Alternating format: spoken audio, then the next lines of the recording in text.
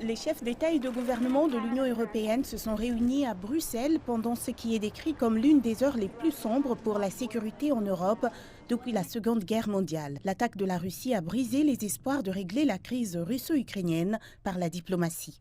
Les événements de cette nuit sont un tournant dans l'histoire de l'Europe et de notre pays. Ils auront des conséquences durables, profondes sur nos vies. Les conséquences sont également considérables pour la Russie.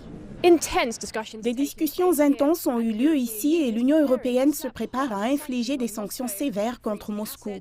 Gel des avoirs, coupure de son accès au marché des capitaux et à la technologie. Tout cela est destiné à entraver la capitale du Kremlin à faire avancer la guerre. Nous allons affaiblir la base économique de la Russie et sa capacité à se moderniser. Et en plus, nous allons geler les actifs russes dans l'Union européenne et stopper l'accès des banques russes aux marchés financiers européens. L'OTAN active ses plans de défense. L'Ukraine n'étant pas membre de l'OTAN, l'Alliance déclare qu'elle n'enverra pas de troupes dans le pays. Mais elle renforce les forces dans ces pays membres limitrophes de la Russie et de l'Ukraine, alors qu'elle se prépare aux retombées de l'escalade.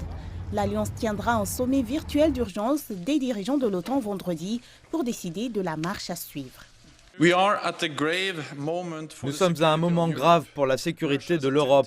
La Russie tente de revenir en arrière par la force, de rétablir une sphère d'influence et de saper les règles mondiales qui ont assuré la sécurité de l'Europe pendant des décennies.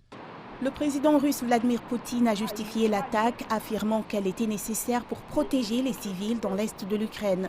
L'Ukraine a dressé une liste de demandes plaidant pour un soutien de l'Union européenne et de l'OTAN, notamment sous la forme de systèmes de défense aérienne et antimissiles.